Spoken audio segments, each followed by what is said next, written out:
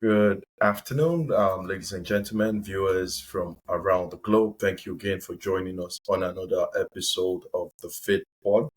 And on this episode, we're deviating a bit from fitness and just talking about the balancing act. I've had people I shared the concept with, and someone really close to me said, "Is it only men that balance acts?" Not particularly, but a lot of burden fall on or rest on the male folks. So we would be talking about some of this in depth, and I have a really great friend of mine and a wonderful person to dive to look into this topic and just share his own perspective to life in general. And my guest is here with us already. His name is Chinedu Anderson. Thank you very much for agreeing to do this. I know that this has been we've been postponing and all, but I mean, the day is finally here. So it's great to meet you on this platform. And yeah, just share a bit about yourself so that our audience and guests would know you. Thank you very much, Chidi.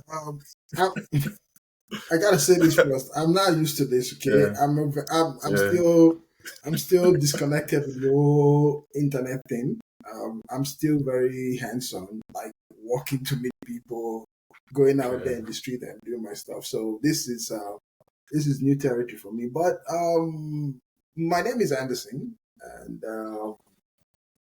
it's it's interesting to be here. Okay, I when Judy told me Thank about you. this, I was like, okay, even if it's not something I'm used to, I can always chip in whatever it is I can chip in. I know there are lots of voices there, but these days it's hard to find the truth. So I felt okay, Great. this might just be a good time to add my piece to what is going on in this space. I currently work with Canada Post. I, I had experience in supply management before I moved here. So that is me. I'm a family man. I have a wife and I have a kid. Yeah. Very interesting journey. When I say family man, my full time job is my family. So it's before my work even comes or before anything comes, I have my family in front of me because that is my first constituent. So anybody who knows me knows that yeah, this is how I operate. I also tell people all the time that look, even my career decisions are secondary when it comes to my family. And I know that sounds very crazy for somebody who's career driven, but we all have the way we've structured our life, and that's just me, the family guy, and work, and my faith, and everything. Just Standing one, great, which makes you a very good guest or speaker on this topic. So the topic today is fatherhood and the feeling, or fatherhood and feelings, the emotional weight of being a dad, with a concept of putting everything together from your family, career, extended family, and of course, your faith as well, faith first. And I know you're a man that's very dear to God's heart. So, yeah, let's jump right into it. Becoming a dad. I've met, so I've had this conversation with several men. What was that feel? Um, how did you think of? How did you think dad or fatherhood would be? And yeah, so what was the experience like? well, I was thrown into panic mode. well, I think we all did because most times you come into fatherhood with one expectation, and fatherhood punches you from the other side. The real fatherhood punches you from the other side. But my concept of fatherhood, I would say, growing up, I did look up to my dad. Okay, he was he was how will I call it? He was a real provider. So from my childhood, I've always seen him as a superhero when it comes to being a father. There was, in fact, back in school, then when I was much younger, the way I looked at my dad, I felt like he's somebody that once I call him in, he can fix anything. And that was my concept of fatherhood. I kind of wanted to be like him when I was growing up, you know. But eventually, as you grow up, of course, you become an adult. You begin to form your own perception about life, and you begin to see how, no matter how much you love your father, you begin to see where the both of you deviate when it comes to certain issues. And although it wasn't too much of a deviation, but you could tell that, okay, I can add from what I've learned from him to become a father. So becoming a father for me, my story was kind of interesting. I I didn't get married early, and it wasn't because I didn't want to get married early, but back in Nigeria, of course, you know you want to have everything checked before you get married. Yeah. And again, you consider where you come from. That was just the way it is. You need to have everything at a certain level before you get married. So that kind of delay your marriage process. But eventually, when I got married and had my kid, I I I think one of the first thing I realized, or one of the first surprise I that became my reality, was that, look, you really need to start looking beyond yourself. That was the first thing that really hit me, because I got married in my mid 30s, going towards late 30s. So that means I've lived a long time for myself. Now you have this kid coming that is going to be taking. Of course, my wife, she's when I got married, she's an adult. For an adult, she can take care of herself at some point. But for kids, they are totally dependent on you, and you're almost like the lifeline for the kid. And that's when it really occurred to me that, look, I thought I was selfless until my child came into the picture. And I realized that, look, if you really want to be a responsible father, you really need to go the extra mile of being selfless. You're gonna have to put yourself secondary. Now it wasn't easy, okay? I will tell you the truth, it was not easy. I did have expectations of what I wanted as a father, but what I did not understand was that those expectations needed a lot of work. That is the part I wasn't prepared for. You know, we had this great dream of, oh, I'm going to be this father. I'm going to take care of my kid. I'm going to send them here. I'm going to send them there. Eventually, when they come, you begin to realize that you were just living. How will I call it now? Your You were in fantasy. You know, kind of. That was your fantasy. What you did not think about was, how do I get to work to catch up with this fantasy? And when your child, well, for me, let me speak for myself. When my son came, that was one thing I had to kind of, I would say it was a bit of a struggle for me, because I thought I was already established to be a father. But when he came, I realized that there was still a lot of work that needed to be done. Of course, it put pressure on me, it put pressure on my wife, it put pressure on the family, because of course your wife wants more, but she's not getting as much as you think you're given, and you were thinking, I'm giving so much, why is it not being appreciated? But the truth is, your too much is not even enough. But that's the point where you really need to sit down as a rational man, that, okay, what do I really need to do to live up to that dream of fatherhood? Yeah, that for me, that's it. I think I would say I did have expectation, but when fatherhood actually happened, I realized that I wasn't ready. well, that's the story for most men. Like I said, when my wife was wheeled into the labor room, I just switched into this panic mode. Like I didn't know what to expect. I knew that the baby was gonna be birthed, and but a million and one thoughts just started running through my mind. Yeah. I hadn't checked a lot of boxes. I hadn't done Mhm. this. I hadn't done this, and so I would still, yeah. You've shared a lot about you've shared a bit about your own experience, but what was the first emotion that hit you when your son was born? Like Mm. like what just like you hadn't saved enough, you hadn't set aside enough for Well, for the thing is, it's well, it's subjective, okay? Because when you say yeah. emotion, I also need to consider how the circumstances that surround my child's birth. Yeah. For some reason we couldn't have kids early. Okay, in fact, it was almost like a miracle when we had a kid because the doctor told us at then that it was almost impossible for us to have kids. Wow. So I bring that in so that you understand what emotion I'll be feeling when I had my kid, because when they told you, look, this is medically impossible Yes, for you to possible. have kid, Yeah. and now your wife is pregnant, she's now delivering a child that they told you that you can't have. I don't have to share the emotion with you because it's clear what it is. It was joy, but believe me, I really, I'm still up until this day. I'm still trying to figure out what exactly was going through my mind. Yeah, see, I know one thing, that I was very very happy, but I was so not sure of how I was feeling that when my wife was waiting to the theater, I had to leave the hospital.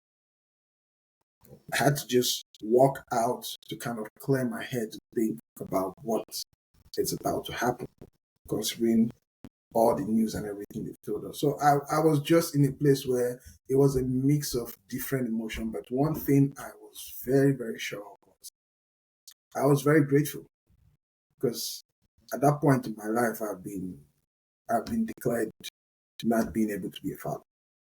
I knew there was joy in the mix of this whole thing. So it was a mix of almost everything for me. The responsibility that came with it, because I knew very well that this child that is coming is going to change everything.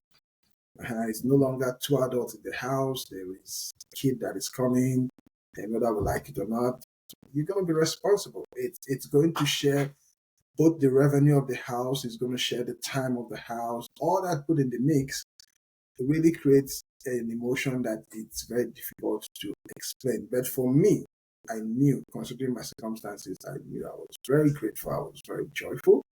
And when I thought about the responsibility that came with it, that left a big gap too. I know that feeling. So we'll just delve into it, and so the it's more like it's a question. So dads are typically told to stay strong, um, be strong emotionally for your kids and all of that, and for the family. So personally, how would you define the strength of a father, the strength of a dad, in your own context? Because I see Yeah. myself doing things that I didn't think I could do as a young. Well, I did wrap my head around those things, but when it, when it's kids related or family related, you're doing those things. So what was it like for you? Okay, so if I get your question straight, and you said what the strength of a Yeah. father. Yes. Well, that has been defined by different Is people it different differently. as a young man? As a young man, you had, of course, you had strength, but you probably, well, I'm sure you would dig deep and the likes, but when it's the family, it just seems different. Seems like you're a rebirth. Seems like I'm different from. I don't know about you, but what's your own Yeah. perspective? Well, I think I want to look at that strength from different buckets. First of all, that physical stamina to deal with Yeah, of being a father. It's now, this is not saying fatherhood is draining. No, I don't like using that word, those because are there is nothing in this world that there's no venture in this world that you want to go into that doesn't have its challenge. So I won't want to use the word training. It requires a level of stamina. It requires a level of physical strength, because you see, um, you have to be fit to deal with certain issues even within the house. As a man, I know some people might come at me at this, but Mhm. there are different roles in marriage. There are roles for men, there are roles for women. I don't want to make this a feminist debate, but I'm a Christian man, and that is how I define marriage. Marriage has role for men and role for women. Now, as a man, most of the physical role, sorry, in marriage, most of the physical role goes to the man. That's the way it is. The way we are wired as men, we are stronger physically than a woman. Now I know that debate in certain quarters can, stir up things, but that is the way it is. It's not me. It's even the science says it. A man is wired differently from a woman. And there's a reason why you have those makeup.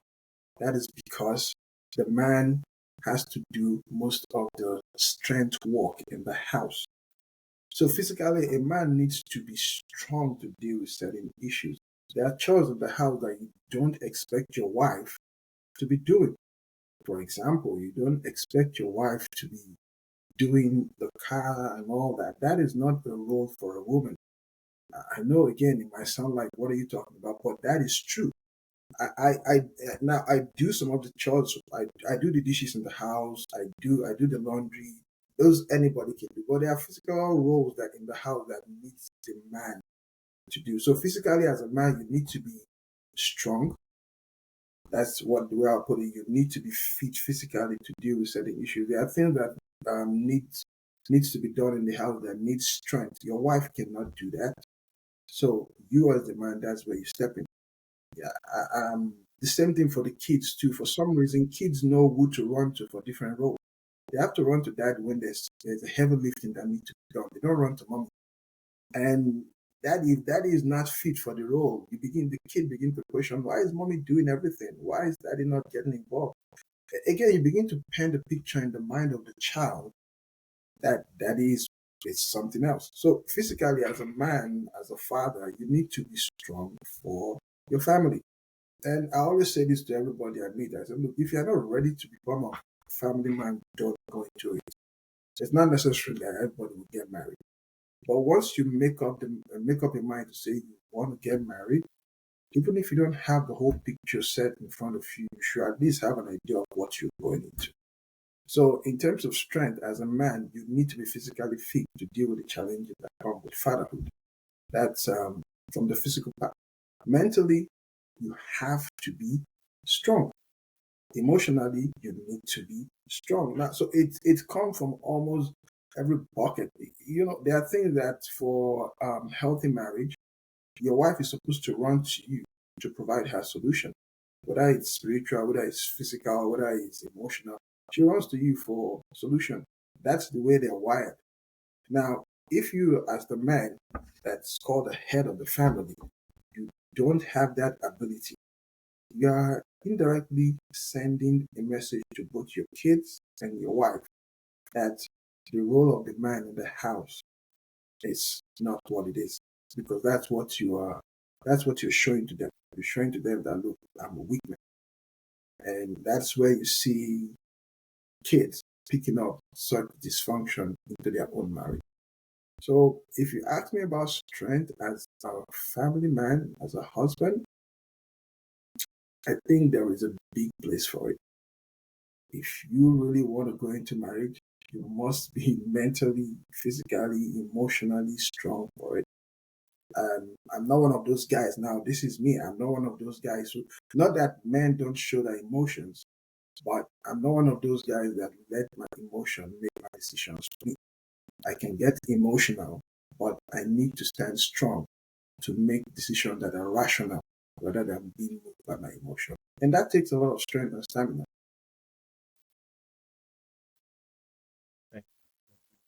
For those insights. Those are very solid nuggets.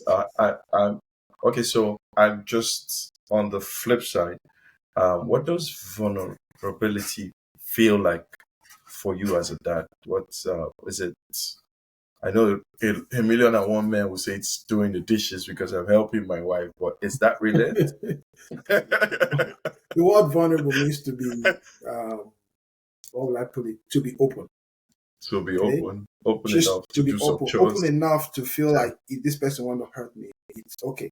Or that's what it means to be vulnerable. It's like a side of you that leaves you unprotected, if I have to use that word. But yeah, vulnerability in marriage.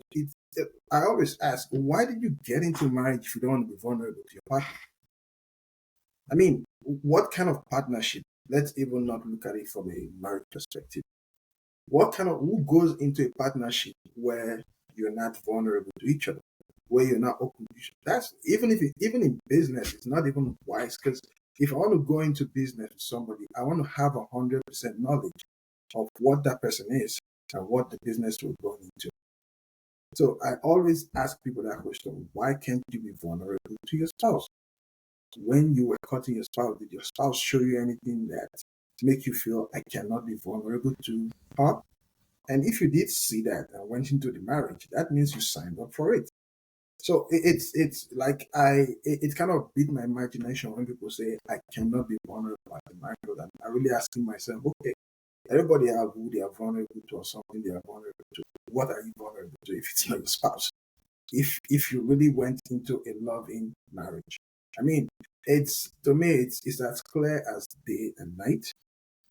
You have as a man, you're being vulnerable to your wife doesn't make you weak. To me, and it has worked for me over how many years have I been married now? Oh, almost let me see, 15 years. Yeah, it's it's it has kept me going. In fact, I'll give you this example. I Before I got married, I I studied psychology, so a lot of things I know about people made me very to myself. I don't know if you know what I mean. What I mean is I knew a lot about. Yeah, Oh, not okay. the word is not really withdrawn. Like I was this kind of. I think the word is self-centered because I had Okay. enough knowledge about people. So when I meet people, I could almost always predict what was going to happen. So it kind of made me feel like I am the center of the world, which, well, that is being very selfish. Now, when I got married, one of the first things I told my wife was, look, I have lived a very self-centered life. And even if it looked like it worked for me, it did not work because there's a lot of danger that comes with it. And I told her she was an open book. And I told her when we got married that look, what you are is what I want to become. I was very secretive. I was very to myself. In fact, my friends will tell you I'm a very coded guy. That's the word they use for me. I'm very coded. I used to think it's a strength, but believe me, it's not. It's not really a strength. I'm not working for the CIA, so why am I living a coded life?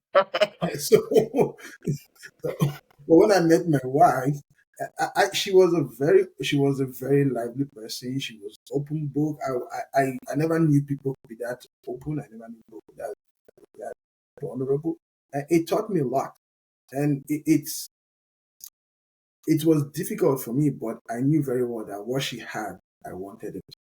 And that was the first time in my life I told somebody that look, this is who I am. And I need you to help me transform from what I am into what I want to become. And yeah, she did. She did help me through it. There were things I did and she would tell me right on the spot that look, that is wrong. And that was how we gradually moved away from it. So that's just one example. There are many examples like that. So being vulnerable for a man is not weakness because I think that's where most times men miss it. They kind of think, no, my wife shouldn't know this about me. My wife shouldn't know that about if you don't want to get married, stay single. It's not compulsory you get married. But if you want to go get married, you play by the rules of marriage and keep it a healthy marriage. Stay open to your spouse. Stay open to your wife. Be open to your kid if you think your kid needs to know certain things. Don't feel like, oh, I'm the man. I'm all mature. I need to do it myself. Talk to your kid, even if you're the dad. You're also their friend. That was where I was. So the next question I was going to ask was, um, you pretty much have answered it. Like, do you feel pressure to hide your emotions from your kids and your family? But you pretty much have answered it. So we'll just No, jump right into. that's There's no need yeah. hiding anything. But Well, I think okay, it's something that also need to be talked about. Let's really address that particular question. that's all. Okay. I started emotions are okay. as long as they are put in the right place. Now, um, from Nigeria, let me speak from the Nigeria context, which is our background. You're told as a man not to show your emotion. So you feel um, if if if for example you feel overwhelmed, you cannot tell your wife that you're feeling overwhelmed because your wife is going to think what kind of weak man are you. I'm not sure. Well, it's a cultural thing. That is not that. It's a cultural. It's purely cultural. Because if you do have an emotion to show that you are weak, why wouldn't you express it? Why do you have it in the first place? You have the ability to cry, and the situation is making you cry. Why can't you express it? I don't have a problem with expressing emotion because even from a scientific perspective, when you don't express those emotions, after a while they pile up and it will lead to really something dangerous down the road. Right. So if you have emotions, whether they are good or they're bad, you should look for the right medium to express them. Now it's all about balance. There are people who get overwhelmed by their emotions, which is not what we're talking about right now. We're talking about a healthy way of expressing your emotion as a man. It is very, very okay. In fact, you should feel very, very comfortable to cry in front of your wife. There is nothing wrong with that. Your wife should be able to tell you, oh, my husband, look, I am here with you. As long as decisions are not made from those emotions, it's okay. It's only when, because you're broken down and you're not making decisions from that point of where you're broken down, it becomes a problem. If a man is emotional about a thing and gets right and gets his head intact and start putting things in place to fix what the problem is, that is very, very okay. Because remember, if you do not express these emotions, they're going to find a way to come out, and most times it will be dysfunctional. Thank you. Never, I really didn't think about it that way. And okay, so we'll go into the balancing section of this very interesting discourse. So this is I'm just curious how as a dad have you managed emotional, mental, and juggling multiple roles? The financial part has it been in 15 years? Just looking to learn because I also understand seasons differ. So with the difference in the various seasons that you've had to be a family man, what has it been? I'm going to okay. So the sequel to this question is, what would you say tested you the most? Was it financial? So this is now you're trying to Yeah. balance things. Now we're getting into deep waters. Yeah. Okay. So let me start with the balancing first. Okay. And just in case I lost my thought, you can bring in this thought. Yeah. Okay. So for me, my one of my if you're close to me, one thing I always say is life is all about balance. And that's not a cliche I picked up from anybody. I picked it up from going through life. Life really is all about balance, whether it's in marriage, whether it's at work, family, relationships. You're gonna have to find a balance. And when I say a balance, there's a right spot to be for everything. If you're not there, then that thing becomes dysfunctional. That thing is not going to run properly. I'll take it for marriage, for example. From the financial aspect, I'll give you a good example. This is a practical example. Um, Somehow I realized and I told my wife that look, it's not it's not really how much you earn that gives you happiness in your marriage. Now I know some people will say that is crazy. What are you talking about? No, I'll give you I'll give you a practical example. This is my own what happened. It's not really how much you earn that gives you happiness in your marriage. It's what you do with what you have. Now, why did I say that? Because we're looking at it from different buckets. when I got married, of course, we knew what we were earning. And I told my wife, when it comes to life, I am very real.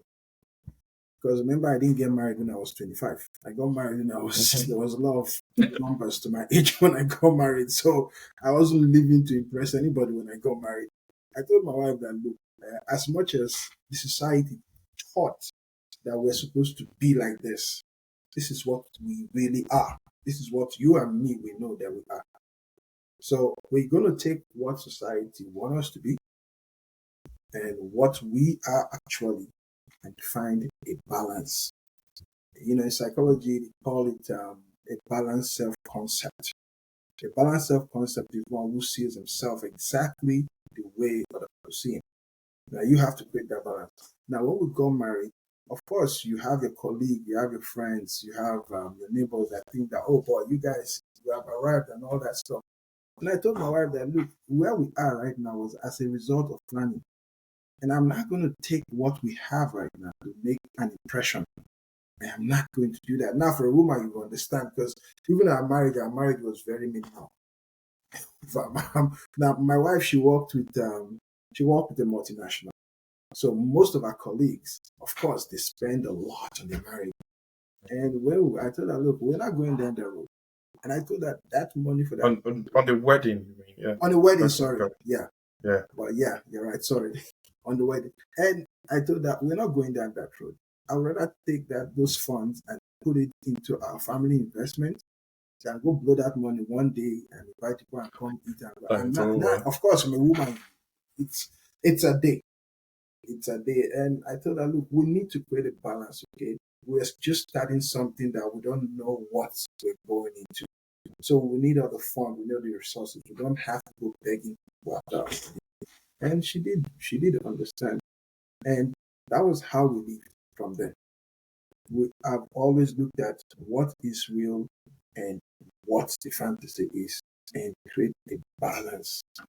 Now, when you take that and bring it into other part of the family too, you have to also create a balance as a man, even with your emotion. There are certain times that as a man, you want to be really driven to do certain things. But you're gonna have to create a balance. You don't make now you're not in this venture alone. There are other stakeholders. You have your kids, you have your spouse. You're gonna have to think, okay, this thing I'm about to go into, is it just me thinking it in my head and not carrying these people along? Maybe your partner might not like it. That's where, because marriage a lot of times is making compromises. It's a reasonable compromise anyways. So it's not just making foolish one. Make real compromise. Yeah. There are some compromises that are not necessary. Yeah. So at that point, both of you need to look at okay decisions we need to make because this is our venture now. It's not mine or your venture. It's our venture. So we need to create a balance when we're making decisions. No matter how good you think what you're thinking in your head is, you're gonna have to talk it through with your partner. I use that word partner deliberately because yes, that's who your wife is. Apart from being your spouse, she's also your partner. If you want to make decisions and you're in partnership with somebody, why can't the person be part of that decision? Don't that person have a right of say in that decision if he's part of the if she's one of the partner?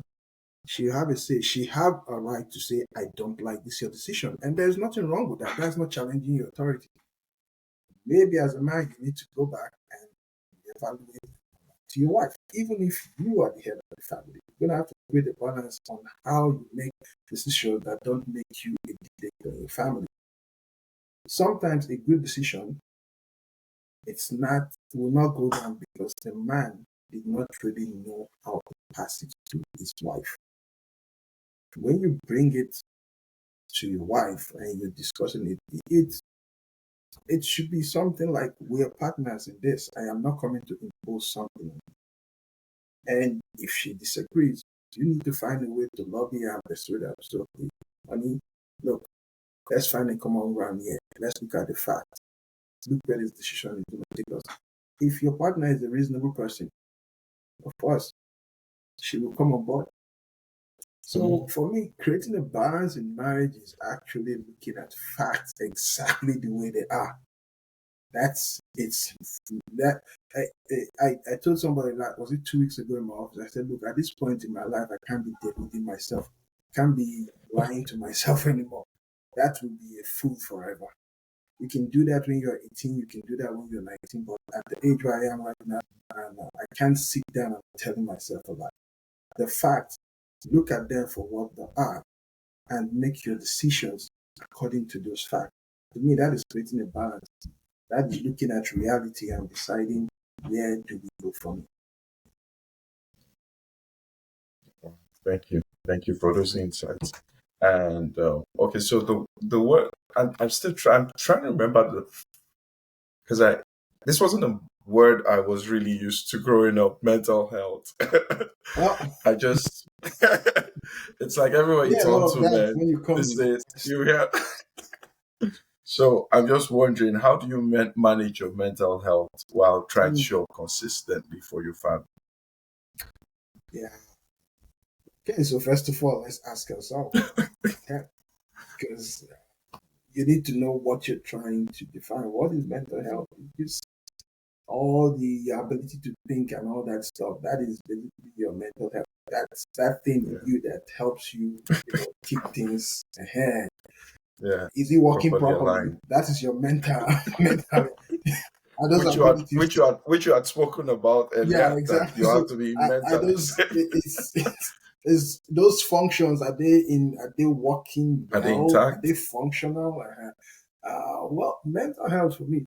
Um, yeah, I'm trying to tread with caution here because sometimes some of the sincerely some of I did study most of these things, but I believe it's a construct. Sometimes you just put things in people's head and they start working with it, Really? and that becomes their reality. A lot of things we call mental health are just behavioral issues to me. They are behavioral issues that have been left unchecked over time, and now they have degenerated into a real mental crisis. Mm. Now, that definition is very, very subjective because it doesn't match with scientific definition. Now, why I said that is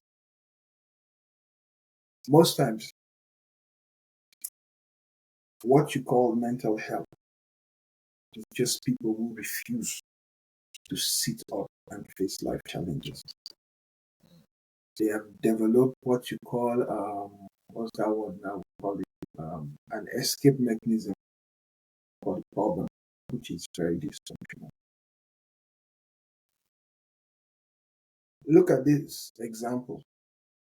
Why will two kids from the same family, why will one be healthy even after the death of their parents? Why the other person just came outside? Is it really does it really have something to do with their biology, or is it just their inability as human beings to deal with the issue of that? Those are the questions I need to ask myself when it comes to mental health. Do I it's my ability to think and really, you know, um, be logical. Is it really working properly? Because if it's not, then I think that's where I'll still be. There's probably a mental problem. But to be fair, I think 50% of most of the things we call mental health are just Mm. people not wanting to sit up. Making excuses. Yeah, you just developing a defense mechanism, and that defense mechanism becomes a problem. So if we can really get people to sit down and say, look, life does have challenges. As a man, as a husband, life does have challenges. Be prepared for it so that when you go into it, you don't break down. Now, for most of us, we have this mental issue because we weren't prepared for it. So when life happened to us, the only thing we know to do is to break down. And that becomes a mental problem. But when you have somebody who have counted the cost, you look at this venture I'm going into, you do your SWOT analysis. What are the things that I'm likely to face as I move on? Now, when they happen to you, it's not a surprise. You already know that okay, these things are going to happen, and you start putting out your your kit on how to fix them. instead of just going into it. And again, it's not just in marriage. In life generally, most people just go into things without even doing a proper analysis of what they're going into. So when things happen, it seems like, oh boy, what do we need to do right now? There's just a disconnect. It's almost like it's pulled out your whole fabrics and you're left with nothing, and the only thing that's left for you is just break down. But if you really look at the venture you're going into now, this goes just beyond marriage. If you really evaluate it and say, okay, before I go into this, let me really weigh the pros and the cons and ask myself if I really want to go into it. Do I even have the ability to approach this? So sometimes when you do your analysis, there are some things that you tell yourself that I cannot do this thing, no matter how good it is. We're not wired to do everything. When you look at certain things and you find out that, okay, looking at my strength, looking at my weaknesses, I don't think I can go into this, and you pull out, you have saved yourself from whatever it is you want to call it. That is mental health or mental breakdown. You've saved it because you already know you're not wired for it. If you do go into it and you break down, I really will not call that mental issue because you got yourself into it. You actually looked at something and said, this thing is dangerous for me, but I am going into it anyways. So when it happens and you call it mental health, I go like, really? Is that mental health? Or this person did not do his analysis properly? So in marriage, for me, it's, again, I know I talked about it briefly. I have to really create the balance. I have to look at the reality of things and make good decisions with my partner. That is what keeps me mentally stable. For example, I don't just pick up job offers. No. And if I have a job offer right now, in fact, with me and my wife, we've turned up job offers because we know very well that this is not, it doesn't sync well with our family. It doesn't sync well with our values. And that's what has kept us going. Thank you, Bob. I'm going to take you a little. Okay, so you did just talk about turning down jobs, and so it clearly speaks that a family has to be a unit. So you have to sync completely with the plans every season, pretty much. So just speak a little to career changes that you had to make to ensure that the family stays as one unit, as one balance. And yeah, you had said it in the past that the it's not the amount of money that you make that will make you happy. I see it most recently that in the end, what's this thing? It's called unintended consequences. Most times that because you didn't think it through, the money leads to an implosion. So, could you share a little, maybe some insight? Like you said, you're in Nigeria. What made you decide to move? Was it something along the family unit? Was it a thinking around what the future holds for the family as well? Please, I see you laughing. Please, That's a please very share. that's very personal. It's very very personal, but I'll I'll do justice. So Okay, thank you. let me. So when it comes to career and family, like I said, I'm a I'm I'm I'm a man of faith. Okay, so once you come down my faith, it's my family, not even my career. Now people have their different structures.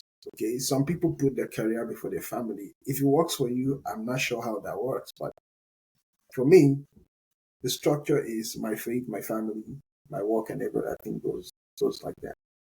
Now, a practical example was why I left Nigeria in the first place.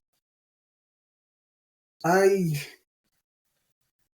I worked in Nigeria a bit, and I did business too.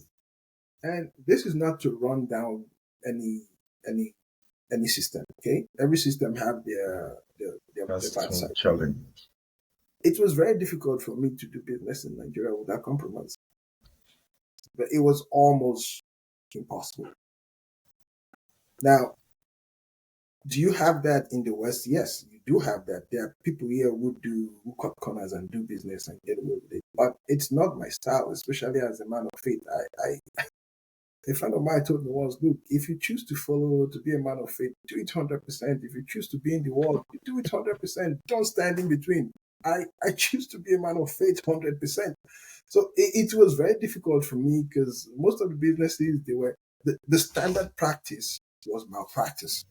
That's the truth. The standard practice was I kept asking myself, I was like, dear God, this thing, they just don't sit well with me. I have turned a new leaf. I want to stay clean. I want to work, make money, take care of my family, and still keep my faith intact. That was my motivation for living in Nigeria. Now, do you have such challenges yet? Yes, you do have such challenges. But like I always tell people, you can work and make a living here, live well without compromise. And I'm okay with that because I wasn't driven by profit.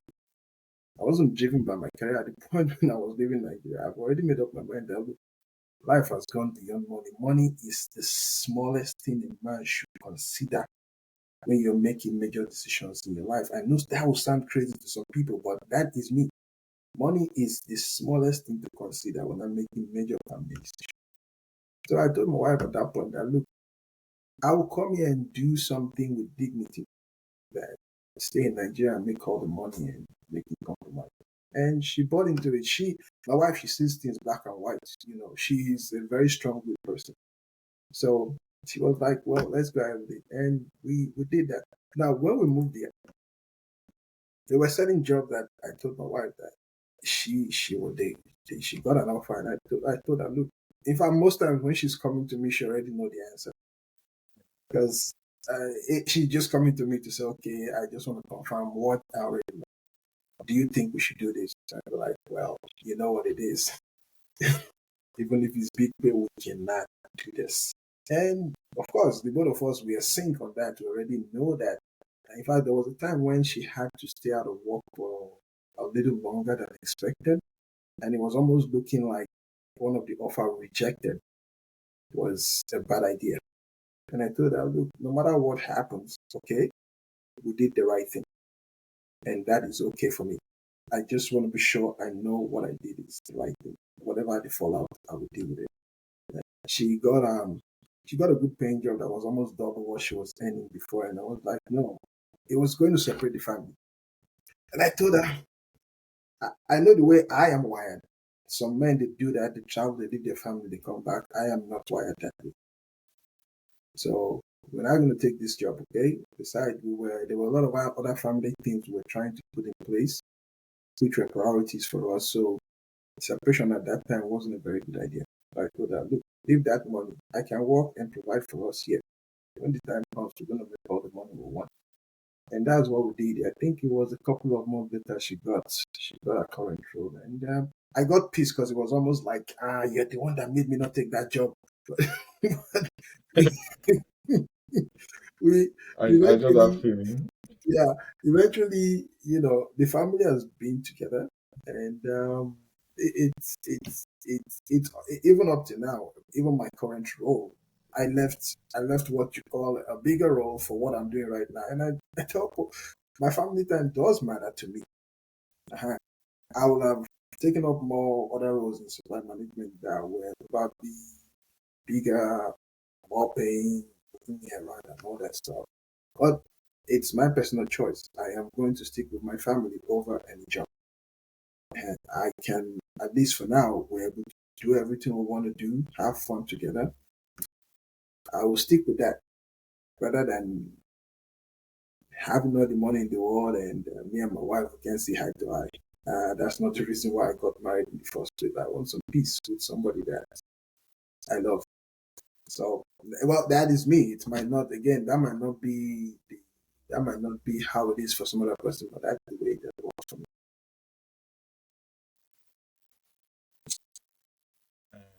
So let's begin to wind down. We have spoken about um, balancing the act.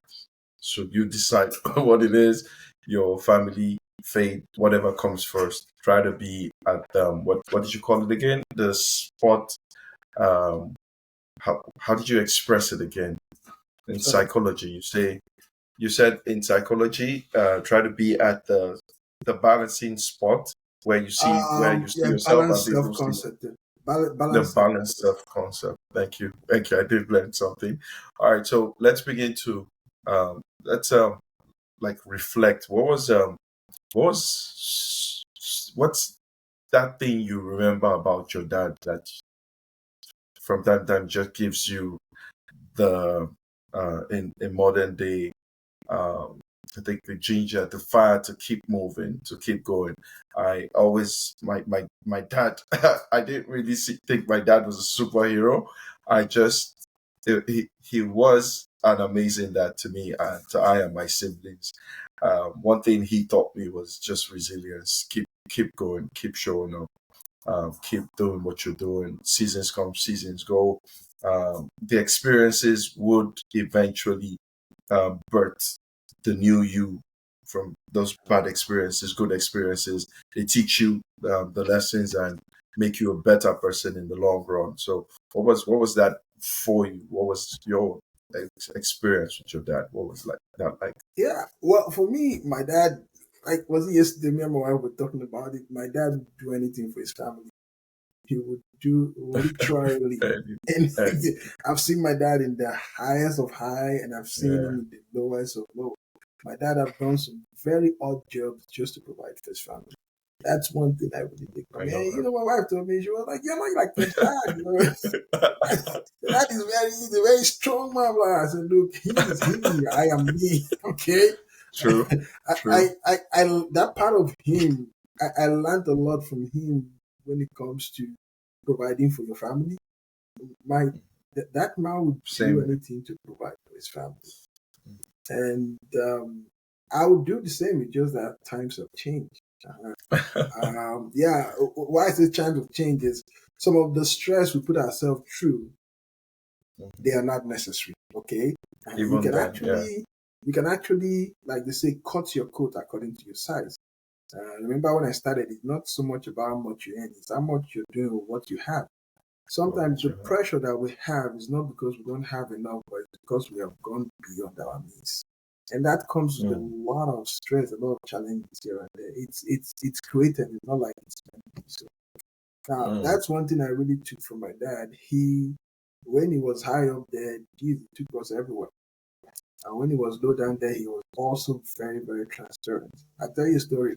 Um, my year one, when I got into the university, my dad could not pay my school fees. And not because he didn't Wow. want to, he just didn't have the money at that time. He was bankrupt. And one thing I learned from that situation as a man, he called me at that age. I was still very young. I was still in my Hmm. 20s or so, early 20s or around 19 or that. He called me and said, "Look, Chedu, look at the situation. You know, business is not doing well." Then he was transiting from he was in oil and gas, so he was transiting from working into private sector doing his own business, and he lost a lot of money. In fact, he went bankrupt. And he called me and showed me everything. That look, this is what it is. It's not because I don't want to do this. He didn't have to show me because I know him already. That Yeah. if he has the money, he will take me to the best school. I know that very well. But he explained it to me. That, look, Jedu, see, at this point right now, this person is owing me, that person is owing me. They've not paid me for this job. Mm. I don't have the money to do. But just go back home and let's see if we can defer the admission. Oh boy. That's It was not like a good. punch in my face. It wasn't the school fees that was my problem. Now it's the fact that my dad, that I know very well that this man he had it all. He's telling me this. I felt really bad for him. And eventually, my mom was able to generate the money, and I went to school. Now Mm. that taught me a lot. One is openness. He never hid it from me. He never made it look like, oh, okay, everything is fine. Don't worry, just go, go, go. No, he was down to earth. He told me everything. Business is not well. Look at the way things are going. I could see it. His honesty kind of. I was almost crying that day because I felt sorry for my dad. Not in a bad way, in a good way. I felt like if I had the money, I would give it to him. Mm, mm. And the fact that he have shown me over time that look, I would do anything to provide for you as my son. Boy. when I think about that, it almost makes me feel like I owe my son every time because I always look at it from that perspective that look, you're responsible for this kid until he becomes an adult. And that lesson from him, it has kept me going even up to this day. Great. Thanks for sharing that. I mean, hearing you say that, it just brings back memories of what it was like with my dad as well. Great guy. I do miss him every day, Yeah. but it's all good. So let's go back to when you had your son. I'm just wondering, did you? I've had people say, "Oh, when I carried my son in my hands, I knew what he was going to be. I I said he was going to be this." Did you did you do anything like that? Did you have that kind of experience? Did you have a sense of what? This is No, this is just curiosity. it made me laugh because that's exactly what my wife does. My wife already had everything planned out for my son. what I go like, what your son would do. And as a I said, parent, is that a good thing to do? That's just as a dad. I mean, well, growing up in our times, you had either you had either it, you had either to toe the line of being a medical doctor or engineer. I remember engineer and part of lawyer. what I thought part of what I thought when you were sharing was I had to tell my dad at some point to stop doing that. Like, that's my son now. That's the one studying engineering. And I'm like, it wasn't necessary. It Yeah. wasn't necessary. Oh, that's my other son. He's doing this. Come on. So Well, back then, we were there. They were, of course, we had their legacies, but mm, it was almost like they were. That was their proud moments to their peers, to their friends, yeah. to other family members. What's it like now in our age? Like, I remember my brother once said, my son says he wants to be a fireman. They live in Toronto. I was like, whoa, wait, fireman, like fireman? He says yes. The other Fire one said he wanted to service. be a chef. Fire service. So I'm just thinking.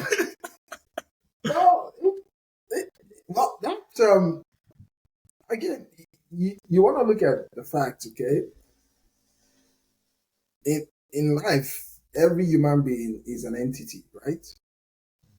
And they should be given their rights to exercise their choice, whether they're your children or they are not. Every human being, even God Himself, gave us that ability to exercise our choice. Sure. Hmm. Now, if I decide to choose for my adult child or start molding my adult child, okay, we make it look, we do it like we're very smart, okay? We start bringing up the child in that direction we want the child to go. And the child becomes that thing we want the child to be. Hmm. In all honesty, would you say that child is really exercising his rights or exercising his ability to use his choice? The answer is no. Or your It's a choice. big no-no. Most of these things that we talk about, parents trying to make their kids whatever it is they want the kids to be, it's just for themselves. It's almost like a fulfillment for themselves. Now, even if it's a good desire, what I want to ask myself is I do not want to come in the way of my child's destiny. I don't want to do that. That is very, very wrong. What I can do is find out through training, through interacting with my child, what is likely to become, what he is likely to become, and help him become that thing. Provide him all the resources, provide him all the finance and everything that he needs to become what he needs to become. Mm. That is my approach to it. Now, I did have this same issue with my dad. I remember when I was going to the university, there were what they call noble careers Mhm. that they wanted me to go into. But for some reason, it just did not happen that way. In fact, it was a tug of war to go do psychology. As at the time I did psychology, because my dad was like, "What psychology? What in Nigeria? What is that? Who is it? What does that do for you?" To him, he's science inclined. He wanted me to become. In fact, it sounds crazy, but my dad told me once that he's not happy that his son did not become an engineer. Who I was like, who cares? I am happy doing what I am doing. What you're You know, doing. it was a tug of war. My year one, it was like, okay, why not you, when you get to year two, why don't you come back to year one What and take this choose. course and all that stuff? And at that time, I was like, okay, daddy, it's not a problem. Let me get to year two, and I can come 1 year back for this course just to break that piece. But by the time I was in second year of psychology, I realized that this is what I wanted. Mm. Even if it was a new territory for me, I just found out, man, this seems to sit well with me. But my dad did not like it. He did not like it. But eventually, after 4 years, and even after I left school and all that, he did not like it. But today, when we look back, I'm sure in his mind he go like, well, thank God I let this guy become what he wanted to become. Because who knows where he would have been now. And my knowledge of psychology have helped me generally. In fact, I would say it's one of the best decisions I ever made. Now, when it comes to my kid, I go like, well, of course, in your child, you will see some trait of you in that child. Those are traits, but that doesn't mean that the child will exactly become like you. The How? child might carry bits and pieces of you, but there is somewhere that child is going to. As a father, what I do every day is I interact with him, look at him, and see what he is likely becoming and help him become that.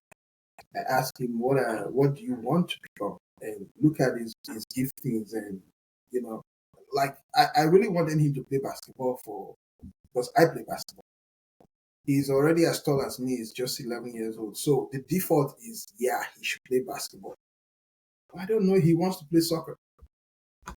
I have I have tried to teach him everything about basketball, but for some reason he wants to play soccer. So I just said, okay, I give up. I went bought him a ball and said, okay, Soccer have clips, fun. yeah. If that's what you want to do, I will guide you through it. But when it comes to that, I think we should let. Again, I think I'll take this from the Bible. The Bible actually said we should train up the child in the way he should go, not the way we want the child to go, Not but the the way way. that child should go. We should figure out that way and help the child walk that Mhm. way. Yeah, that's what Mhm. I would say. I mean, if you don't take anything from this session, that is very instructive. That's very, very instructive. Thank you so much for sharing that and reminding us because the truth is, um, there's an argument that people suffer from trauma from their childhood days, and I mean, the same thing your parents got you to do, you end up reliving it in your Mm. kids. Like there's that cliche that uh, women want their weddings, or mothers want their daughters' weddings, or mothers plan their daughters' weddings because their own mom planned their own wedding. So it's just a continuous circle of some Yeah. sort. And to close out, let's just what has been your biggest lesson that you're willing to share as that fatherhood has taught you? Would it be being vulnerable, showing up every day, being resilient? What has being a dad for as long as you have? What has it taught you? But would you want to share with the younger generation of men who are married, have kids, young kids like myself? Okay. Well, first I would say, if for any young man who wants to get married, you need to count the cost first. Now, when I say count the cost, please let's not be considering money. Okay, not money. It's nothing that has nothing to do with money. No You need money. to ask yourself, why do I want to get married? That needs to be established. when you figure out why you want to get married, then you now look for the kind of person that can help you with that goal. Very, very important, because you see, with the wrong partner, you are headed for hell. I mean, when I say Mm, hell, I mean hell, yeah. The wrong mm, partner can make your life miserable. I know divorce is a big thing right now, but that's a different subject. So you need to ask yourself, who's going to help me get there? And of course, as you're bringing in the person, you also be there for the person. And what has marriage taught me? One thing marriage has taught me is exactly the same thing I said earlier. Marriage has taught me that, look, once you choose to each with somebody else and have kids, you need to start. Now, this is not self abandonment. That's not what I'm saying. You need to start seeing things not just from your point of view, but realizing that, look, you are now a team and every decision must be made from the point of view of that team. My dad told me one thing once when we were having it. I think him and my mom they had a second. I remember that they were driving to Port Harcourt and they told me, Jaden, yes, sometimes you do things not because you want to do them, not because you like to do them, but because of the sake of the family, for the sake of the family. And I will never forget that. I will that day I remember we were driving through really good. I will never forget. I was still a teenager when it did that. It stopped because it taught me then that, look, sometimes as a man, you will really have to discomfort yourself. You really have to, just to favor your family. And for me, I think that's one of the major things I've learned, that every day I wake up, it's not just about me, it's about me and the team. And every mm. decision I make must sync with the other part of the team. Thank you. That's a good that's a good response to that question. And I was just thinking. So part of what I had said earlier was, I'm not sure my founder's memories when I was a very little boy. I knew I loved to play around my dad, jump around, but I'm not certain I was looking up to him the way my son. This is it a new age thing with kids these days? It's almost like the kids are constantly observing. I know most at their stage they're learning by observing and all, and it's now getting clear as well in hindsight. I'm seeing that, okay, I seem to be the way I am because I saw my dad set a lot of good examples. So, is it always would kids always have their eyes on their fathers as against their mothers? Is that a thing scripturally and in recent time? I know. So, like you said, it's puzzled my mind, but it was after you had mentioned it. Kids go to their fathers for certain things and go to their mothers for certain things. Is that intentional? Because I also know kids could be very crafty and creative with the Yeah. way when they want certain things, they know this person will give you. But what's your thought around that as we Well, wind down? kids are very smart. Okay, kids Yeah. they're smarter than we think. Believe me, what you think your kid know, you think it's a little kid. It's a lie. Your kids, they are very observant. They know what to do when they want something. Now, Mm, um, there is there's a theory in psychology. Although I'm not a fan of that theory. It was I think it was Sigmund Freud that came up with that theory that boys would tilt more to their mom and the girls would tilt towards their mother. Now, mm, there are many flaws to that theory. I don't. Really- I'm not a proponent of that theory. But from a practical perspective, I think I can tell you almost every kid, it's almost like they're wired to look up to their dad. mm, And I've seen this practically, not just me, I've seen it from other family. Whether you're a girl or a boy, it's almost like the only time where you see a disconnect is when the father now abdicate his duty. The child now find that responsibility in someone else, maybe in the mom or in another uncle or something. But a functional dad in the family, it's almost by default that the kids will look up to him. I think it's just God's design, the way He designed things. You cannot take away that headship of the man in the home. It's not a new generation thing. It has always been like that. That's why I have a problem with Sigmund Freud's theory. It's not. I think it's when you have a dysfunctional society that things, a dysfunctional family that things switches place. The man is the head of the house, and by default, most kids look up to their dad, whether you are a boy or you're a girl. They not because they don't want their mom, but it's almost like this is the way it's wired. So as a dad, I think we should be very, very careful because if you choose to destroy yourself, you're not just destroying yourself, you're destroying a whole lineage. Now, study have shown it. If you can Google it, most people, most inmates, they have dysfunctional families because their dad wasn't present in their life.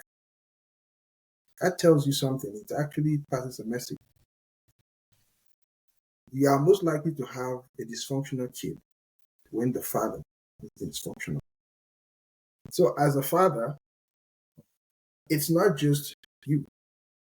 If you decide to ruin your life, ask yourself, do I also want to ruin the life of the people that are following me?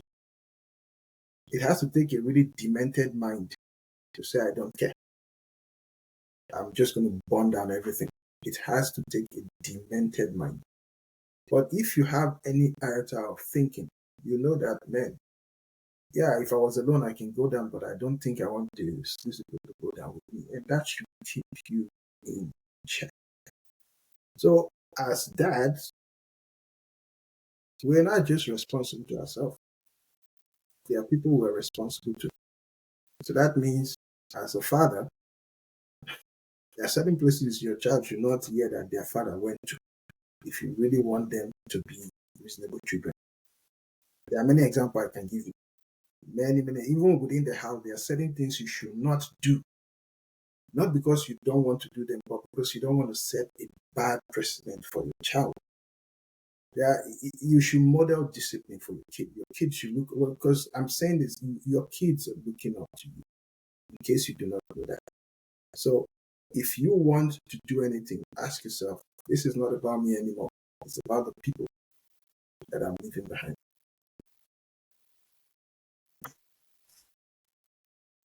So that's a food for thought.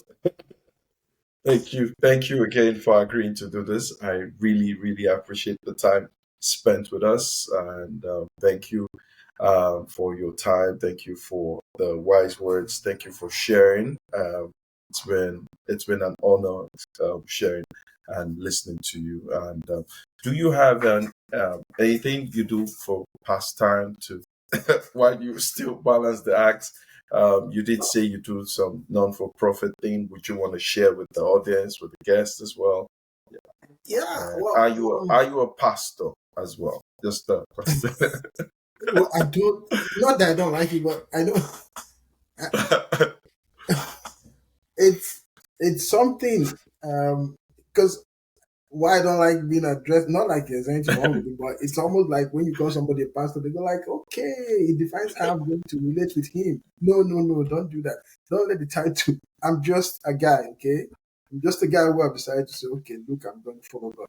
That's it. And it has nothing to do with the title. Yes, I've worked as a pastor. I've pastored churches. I've planted churches. I've done all that is required of ministry. I've done it all. Okay, but I still see myself as a brother in church. Okay, I am very committed to my local church. Okay, part of the board, part of the men's leadership. Even with my church in St. John, we still do things together.